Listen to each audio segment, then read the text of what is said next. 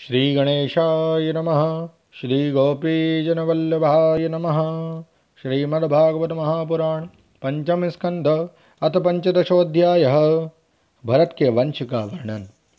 श्री सुखदेव जी कहते हैं, राजन, भरत जी का पुत्र सुमति था। यह पहले कहा जा चुका है। उसने ऋषभ देव जी के मार्ग का अनुसरण किया, इसीलिए कलयुग में बहुत से पाखंडी अनार्य पुरुष अपनी दुष्ट बुद्धि से वेद विरुद्ध कल्पना करके उसे देवता मानेंगे। उसकी पत्नी वृद्ध सेना से देवताजित नामक पुत्र होगा। देवताजित के असुरी के गर्भ से देवदुम्न के धेनुमति से परमेष्टि और उसके सुवर्चला के गर्भ से प्रतीह नाम का पुत्र हुआ। इसने अन्य पुरुषों को आत्मविद्या का उपदेश कर स्वयं शुद्ध चित्त होकर परम पुरुष श्री नारायण का साक्षात अनुभव किया था। प्रतीह की भार्या सुवर्चला के गर्भ से प्रतिहर्ता, प्रस्तोता और उद्गाता नाम के 3 पुत्र हुए। ये यज्ञादि कर्मों में बहुत निपुण थे। इनमें प्रतिहर्ता की भार्या स्तुति थी। उसके गर्भ से अज और भूमा नाम के 2 पुत्र हुए। भूमा के ऋषि कुल्या से उद्गीत, उसके देव कुल्या से प्रस्ताव और प्रस्ताव के नियुत्सा के गर्भ से विभु नाम का पुत्र हुआ। विभु के रति के उदर से पृथुषेण के आकुति से नक्त और नक्त के द्रुति के गर्भ से उदार कीर्ति राजर्षि प्रवर गय का जन्म हुआ। ये जगत की रक्षा के लिए सत्वगुण को स्वीकार करने वाले साक्षात भगवान विष्णु के अंश माने जाते थे।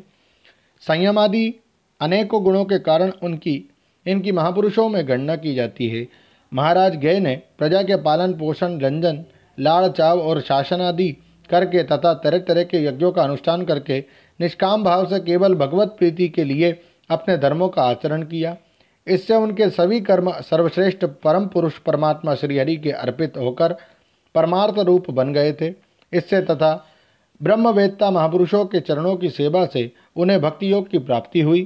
तब निरंतर भगवत चिंतन करके उन्होंने अपना चित्त शुद्ध किया और देहादि अनात्म वस्तुओं से अहम भाव हटाकर वे अपने आत्मा को ब्रह्म रूप अनुभव करने लगे। ये सब होने पर भी वे निराभिमान होकर पृथ्वी का पालन करते रहे।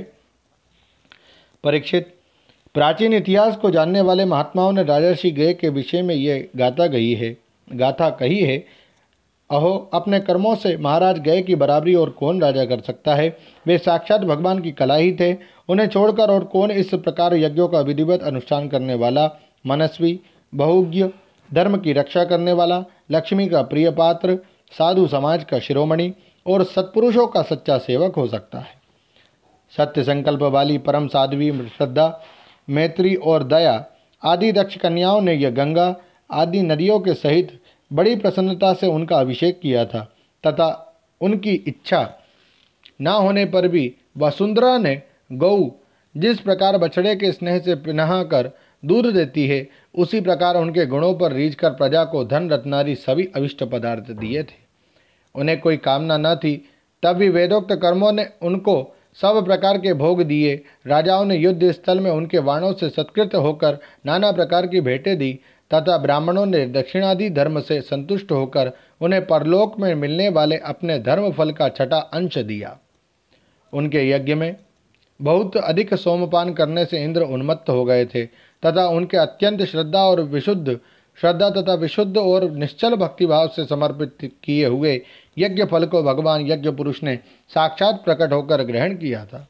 जिनके तृप्त होने से ब्रह्मा जी से लेकर देवता और मनुष्य, पशु पक्षी, वृक्ष एवं तृण पर्यंत सभी जीव तत्काल तृप्त हो जाते हैं, वे विश्वात्मा श्रीहरि नित्य तृप्त होकर भी राजर्षि गय के यज्ञ में तृप्त हो गए थे। इसलिए उनकी बराबरी कोई दूसरा व्यक्ति कैसे कर सकता है। महाराज गय के गयंती के गर्भ से चित्ररथ, सुगति और अवरोधन नामक 3 पुत्र हुए। उनमें चित्ररथ की पत्नी ऊर्णा से सम्राट का जन्म हुआ। सम्राट के उत्कला से मरीचि और मरीचि के बिंदुमती से बिंदुमान नामक पुत्र हुआ। उसके सरगा से मधु के सुबना से वीरव्रत और वीरव्रत के भोजा से मंथु और प्रमंथु नाम के 2 पुत्र हुए। उनमें से मंथु के सत्या के गर्भ से भोवन के दुष्णा के उदर से त्वष्टा के विरोचना से विरज और विरज के विशुचि नाम की भार्या से शतजित आदि 100 पुत्र हुए। और एक कन्या का जन्म हुआ। विरज के विषय में ये श्लोक प्रसिद्ध है। जिस प्रकार भगवान विष्णु देवताओं की शोभा बढ़ाते हैं, उसी प्रकार इस प्रियव्रत वंश को इसमें सबसे पीछे उत्पन्न हुए राजा विरज ने अपने सुयश से विभूषित किया था। ओम नमो भगवते वासुदेवाय। श्रीमद्भागवते महापुराणे पारमहंस्यां संहितायां पंचम स्कंदे प्रियव्रतवंशानुकीर्तनं नाम पंचदशोऽध्यायः। श्रीराधाकृष्णार्पणमस्तु। हरे नमः। हरे नमः। हरे नमः। जय श्री कृष्ण।